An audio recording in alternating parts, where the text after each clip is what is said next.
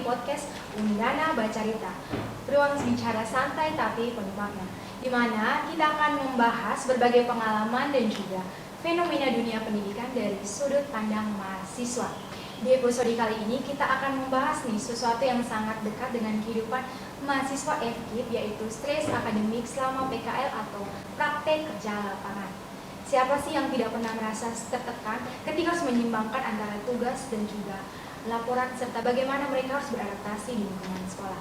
Nah, lewat riset mini dari teman-teman program studi ilmu administrasi negara, kita akan mengulas bagaimana mahasiswa FKIP menghadapi tekanan tersebut, apa saja faktor penyebabnya, serta apa strategi yang perlu diterapkan ketika menghadapi stres selama PKL.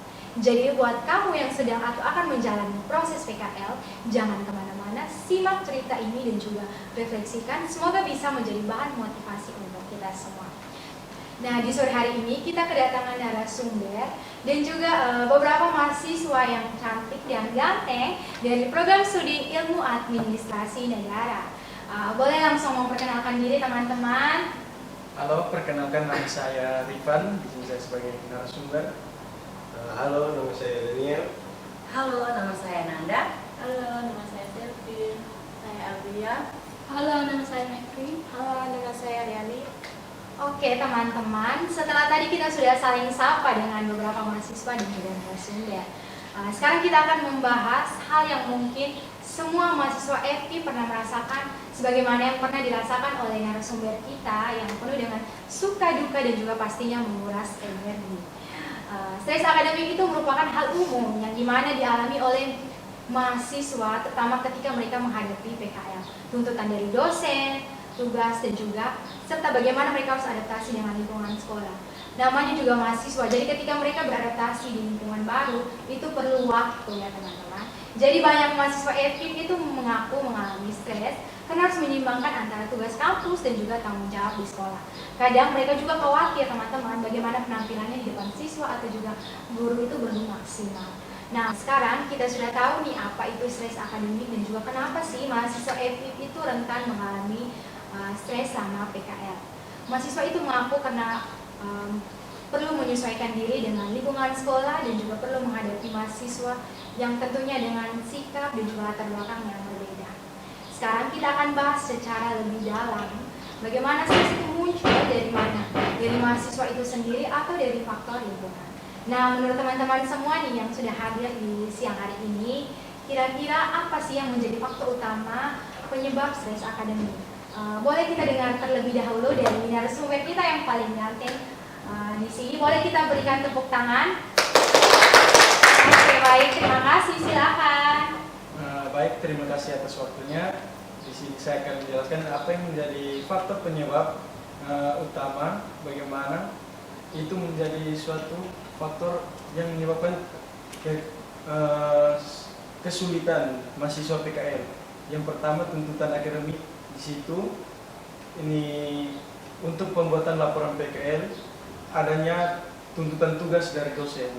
Nah, selain itu juga bagaimana perlu adanya adaptasi lingkungan dan juga ada 3 siklus dalam pembuatan dalam PKL, yaitu dari pembuatan RPP dan juga hingga tahap akhir uji secara langsung dari dosen. Nah, mungkin akhirnya dari saya itu. Oke, cukup rumit juga ya teman-teman. Jadi perlu antara bagi waktu di mana tempat PKL dan juga tuntutan kampus ya. Ya. Selain itu, tuntutan kampus dan tempat PKL juga menjadi salah satu hambatan bagaimana cara mahasiswa PKL mampu menciptakan suasana kelas yang nyaman. Menurut saya ada beberapa dari siswa yang bertingkah laku seenaknya, seperti membuat keributan dan bahkan tidak pernah mendengarkan kami selaku pengajar di sekolah. Wow. Jadi hal ini pasti tentunya menguras energi. Nah, kalau kita berbicara bagaimana siswa berinteraksi di dalam kelas, itu sudah menjadi hal umum karena guru saja mereka bisa lawan, apalagi teman-teman yang sebagai mahasiswa PKL ya tentunya. Pasti hal ini cukup menguras energi juga ya. Nah sekarang kita sudah dengar nih beberapa pendapat dari narasumber dan juga mahasiswa yang ganteng-ganteng dari sini. Sekarang saya mau dengar pendapat dari mahasiswa yang cantik-cantik nih.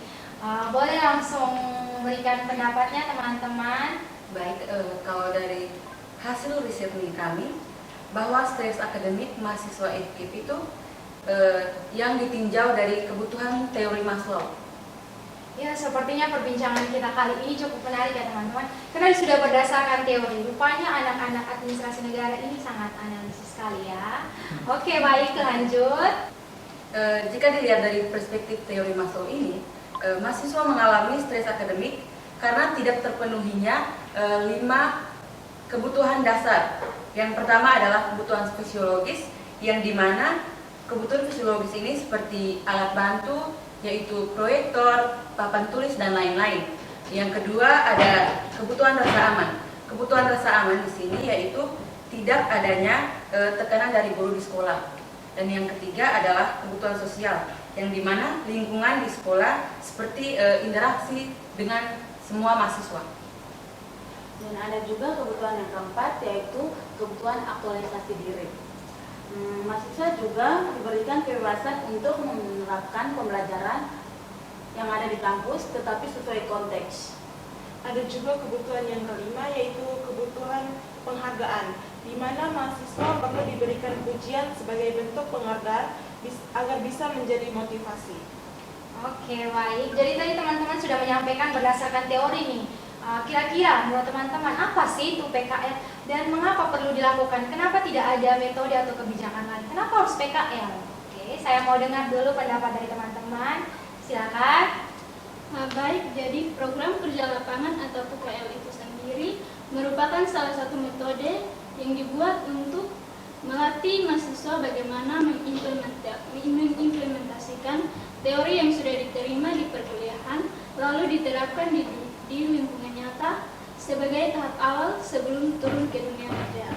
Ya, benar sekali sih. Rupanya karena kan kalau mau turun ke dunia kerja pasti tentunya perlu menghadapi kerasnya dunia ya sekarang ini seperti yang kita tahu. Yang sudah disampaikan tadi faktor-faktor penyebabnya dari beberapa narasumber dan juga mahasiswa administrasi negara nih.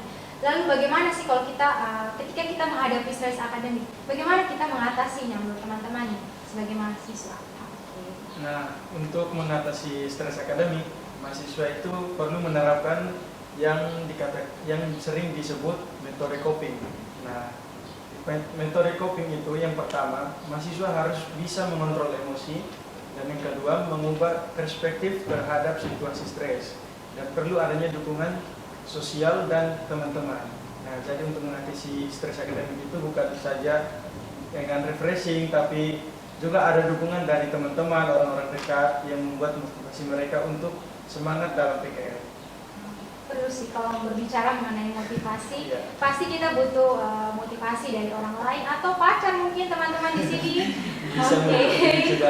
Nah, tadi kita sudah dengar dari narasumber nih. Kira-kira menurut teman-teman mahasiswa program studi administrasi negara yang kritis, yang sangat pintar, yang tadi sudah sebutkan berdasarkan teori. Nah, bagaimana nih jika berbicara mengenai siswa yang kurang nyaman di dalam kelas ini? Disebabkan oleh apa sih kira-kira atau dari mahasiswa itu sendiri? Bagaimana teman-teman? Silakan.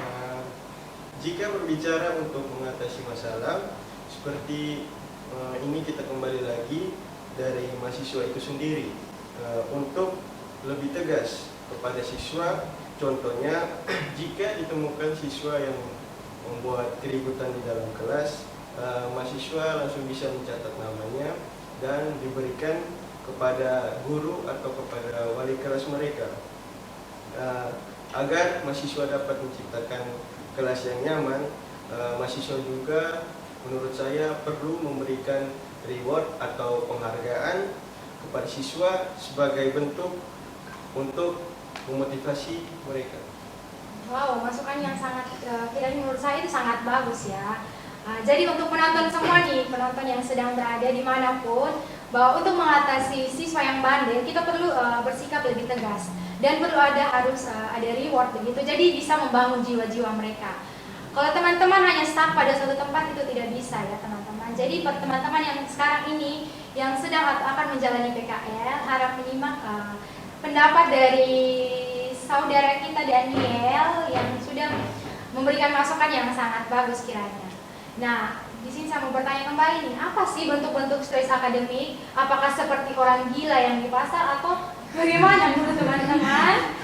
Oke, silakan Selfie. Baik, dari hasil riset ini kami ada beberapa bentuk stres akademik seperti kesalahan dalam manajemen waktu, seringkali merasa cemas, gugup, dan sulit fokus dan lupa materi. Wah, cukup berbahaya juga ya bagi teman-teman. Nah, saya mau bertanya nih sebelum masuk pada pembahasan kita nih. Nah, teman-teman yang sebagai mahasiswa, apakah teman-teman pernah merasa stres ketika di dalam kelas nih? Ketika dosen mengajar, teman-teman tentunya duduk di bangku, aduh saya stres nih seperti itu. Apakah teman-teman pernah merasakannya? Pernah. Oke.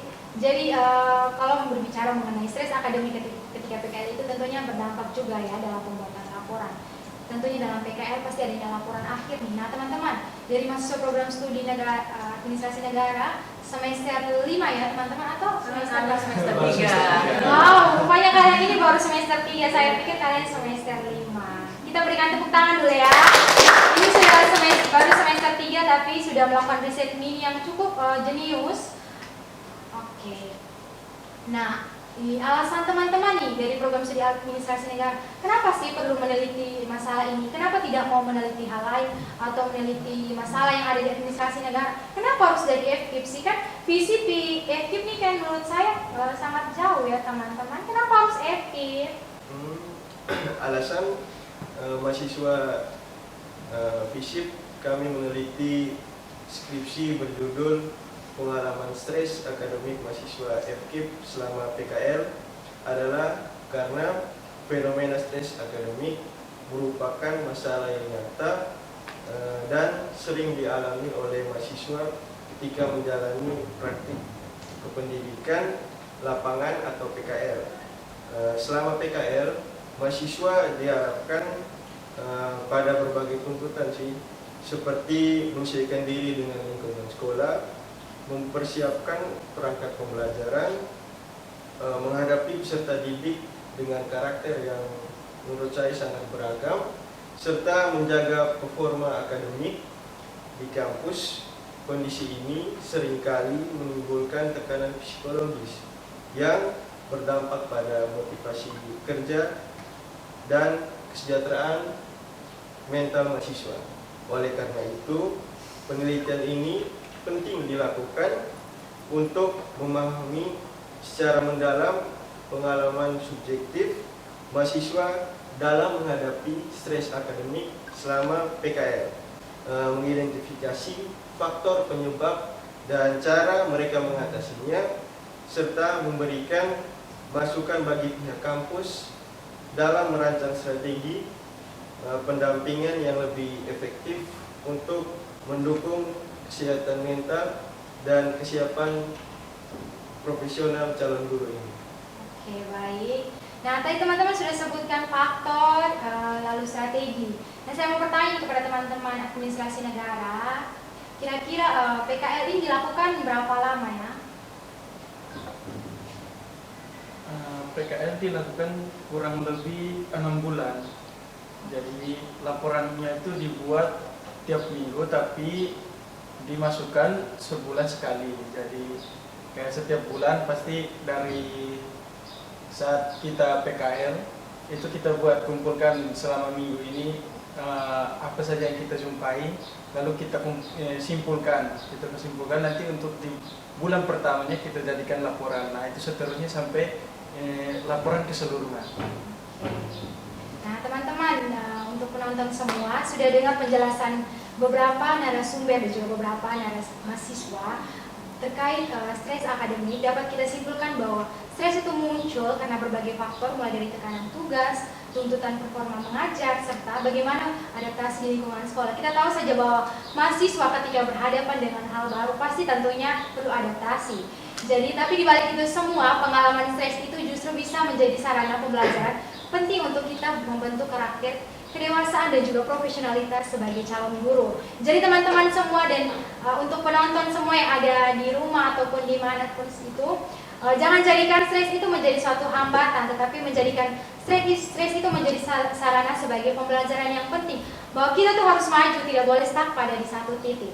Dengan memahami sumber stres dan cara mengatasinya seperti manajemen waktu, dukungan sosial, dan juga perlu adanya pemikiran yang positif ketika kita menjalani PKL dengan lebih tenang dan juga percaya diri. Jadi stres itu bukan berarti kita gagal. Jadi ketika teman-teman selama PKL teman-teman mengalami stres, jadi teman-teman tidak boleh berpendapat bahwa oh saya sudah gagal karena saya tidak bisa mencapai sesuai yang saya mau. Tidak boleh ya teman-teman, tidak boleh. Karena tidak semua itu realita itu tercapai sesuai apa yang kita inginkan.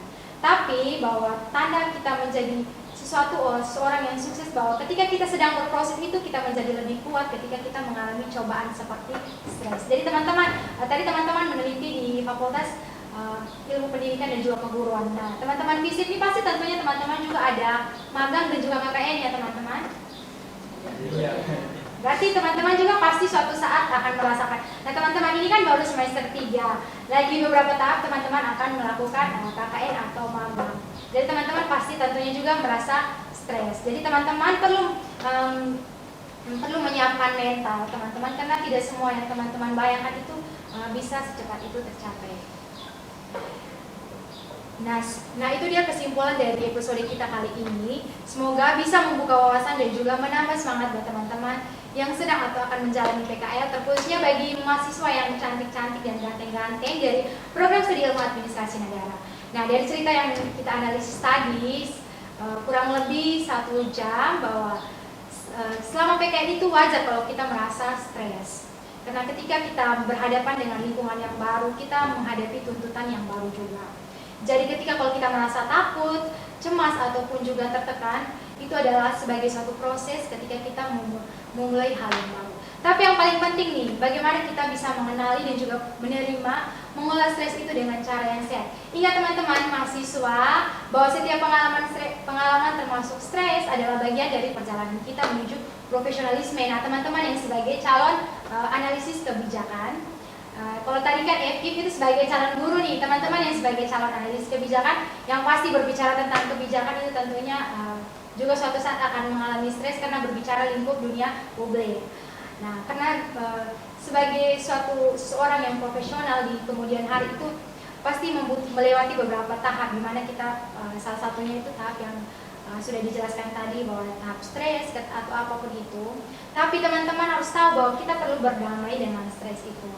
Nah, semoga obrolan kita hari ini bisa menjadi bahan refleksi dan juga semangat buat teman-teman yang lagi menjalani PKL atau akan persiapan ke lapangan nanti. Jadi teman-teman jangan lupa untuk jaga kesehatan mental dan juga perlu adanya dukungan satu sama lain. Kalau untuk mahasiswa ini pasti perlu dukungan dari teman atau juga pacar. Pasti nona-nona yang di bagian kiri ini pasti membutuhkan dukungan dari pacar. Oke, terima kasih sudah mendengarkan podcast kali ini, dan juga teman-teman mahasiswa dan juga narasumber yang bersedia hadir di kesempatan ini untuk kita sama-sama berbincang di dalam ruangan ini, mengulas sedikit nih teman-teman dari teman-teman punya hasil riset ini. Saya atas nama Elizabeth Agusta selaku host pamit undur diri. Semoga kita bisa ketemu di episode berikutnya dengan topik yang tentunya tidak kalah menarik seputaran dunia pendidikan dan juga kehidupan mahasiswa. Tetap semangat, tetap positif, dan ingat bahwa stres itu punya makna di balik itu. Sampai jumpa dan salam hangat dari kami semua.